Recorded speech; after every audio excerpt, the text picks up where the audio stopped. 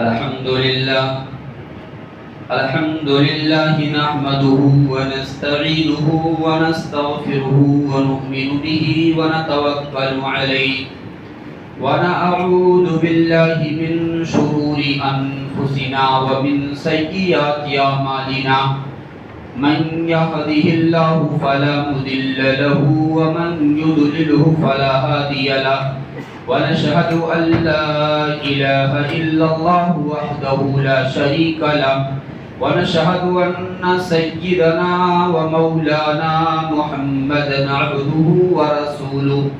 صلى الله عليه وعلى آله وصحابه وأزواجه وذرياته وأهل بيته أجمعين أما بعد فأعوذ بالله من الشيطان الرجيم بسم الله الرحمن الرحيم اتل ما أوحي إليك من الكتاب وأقم الصلاة إن الصلاة تنهى عن الفحشاء والمنكر الآية صدق الله العظيم وقال النبي صلى الله عليه وسلم قرة عيني في الصلاة أو كما قال صلى الله عليه وسلم سجدہ عشق ہو تو عبادت میں مزہ آتا ہے سجدہ عشق ہو تو عبادت میں مزہ آتا ہے ورنہ خالی سجدوں میں دنیا ہی بسا کرتی ہے۔ محترم سامعین کرام، حاضرین گرامی قدر، آج میرے ذہن میں بات آئی کہ رمضان مبارک کے بعد یہ پہلا جمعہ ہے۔ اس جمعے میں تھوڑی سی توجہ نماز کی جانب کرائی جائے۔ خیر، ہونا تو وہی ہے جو لوگ کر رہے ہیں، جو لوگ کریں گے، چونکہ یہ بات آج سے نہیں بہت دنوں سے سمجھائی جا رہی ہے اور بتائی جا رہی ہے، ہم سمجھا رہے ہیں، ہم سب سن رہے ہیں، لیکن بات یہ ہے کہ اپنا کام ہے کرنا، لوگوں کو ترغیب دلانا، لوگوں کو بتانا اور سمجھانا، نتائج دینا اللہ تبارک و تعالیٰ کا کام ہے، ہدایت کا کام اللہ تعالیٰ کا ہے۔ ہدایت دینے کی اتنی اہم بات ہے کہ نبی کریم صلی اللہ علیہ وسلم جیسی عظیم الشان شخصیت اور آپ صلی اللہ علیہ وسلم کا انسانوں میں کوئی ثانی نہیں ہے، آپ کا کوئی بدل نہیں ہے، آپ کے مقام و مرتبے کو کوئی پہنچ نہیں سکتا ہے، آپ کی شخصیت کا کیا ہی پوچھنا ہے، اس پر کوئی کچھ کہہ نہیں سکتا ہے، کچھ بول نہیں سکتا ہے، اتنی عظیم الشان شخصیت ہے۔ آپ صلی اللہ علیہ وسلم کی خدمت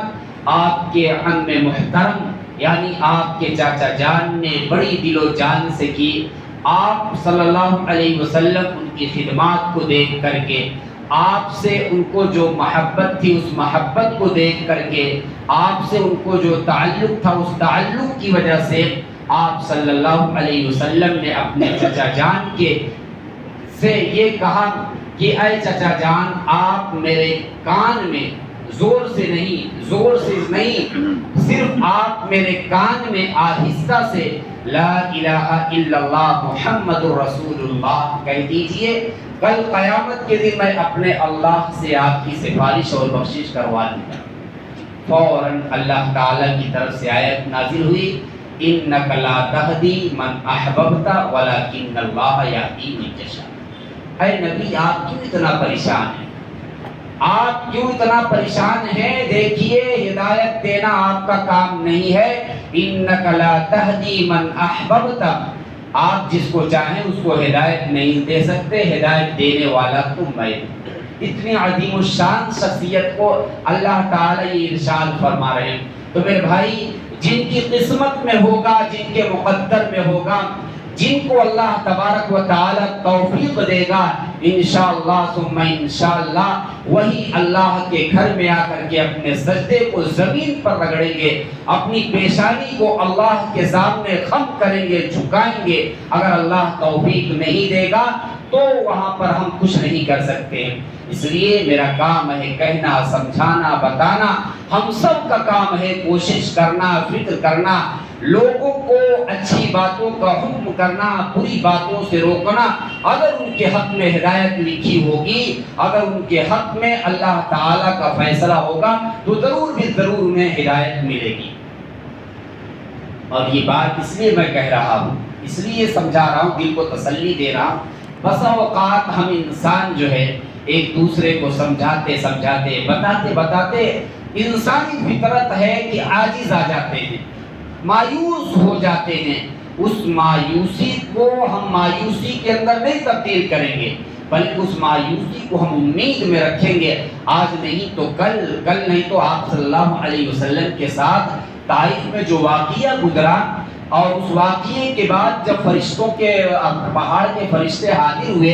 اور انہوں نے کہا کہ اے اللہ کے نبی صلی اللہ علیہ وسلم، اب اگر آپ حکم دیں تو دونوں پہاڑوں کو ملا دیا جائے اور یہ بستی چکنا چور ہو جائے، نیز و نابود ہو جائے، ختم ہو جائے، اس کا وجود ختم کر دیا جائے۔ لیکن آپ صلی اللہ علیہ وسلم نے کہا نہیں، ایسا نہ کرو۔ کیوں؟ اگر یہ نہیں تو امید ہے کہ ان کی آنے والی نسل جو ہے ایمان لے کر کے آئے گی، اور وہی نتیجہ ہے اسی طائف کے آپ صلی اللہ علیہ وسلم کی سفر کی صعوبتیں اور مشکلات کا نتیجہ ہے کہ اللہ تبارک و تعالی نے وہاں محمد بن قاسم جیسی شخصیت پیدا کیا جو اس ملک کے اندر آ کر کے اسلام کا جھنڈا بلند کیا۔ 30 سال کا نوجوان انہی کے خاندان میں ہے،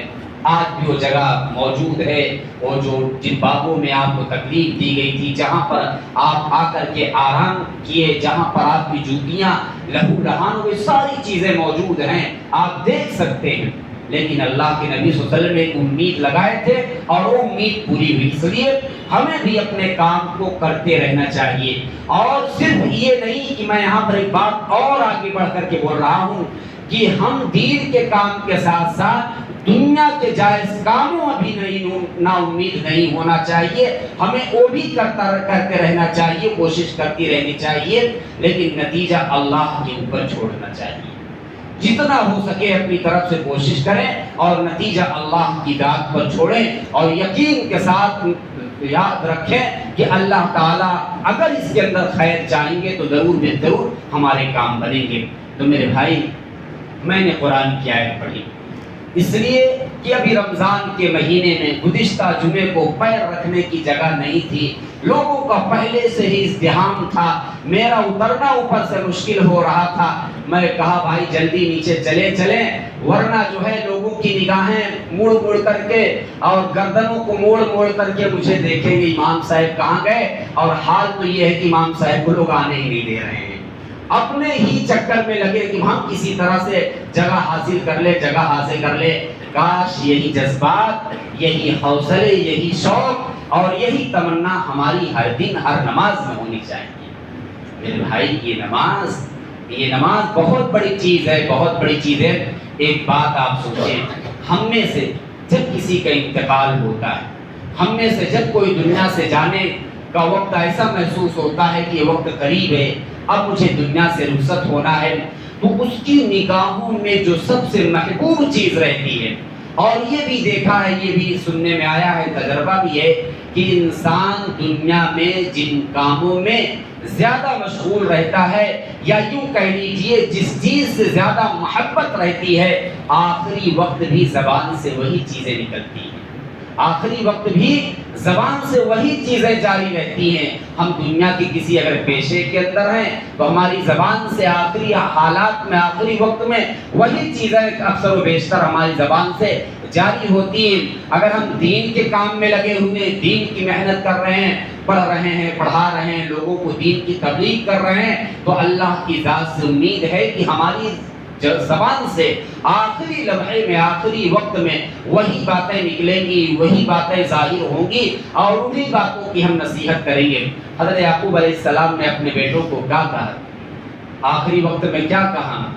کہ میرے بیٹے، میرے جانے کے بعد تم اللہ تبارک و تعالی کی عبادت کرنا۔ اذ حضر یعقوب الموت، کہ جس وقت یعقوب علیہ السلام کی وفات کا وقت قریب آیا، انہوں نے اپنے بیٹوں کو یہی نصیحت کی کہ تم ایک معبود کی عبادت کرنا،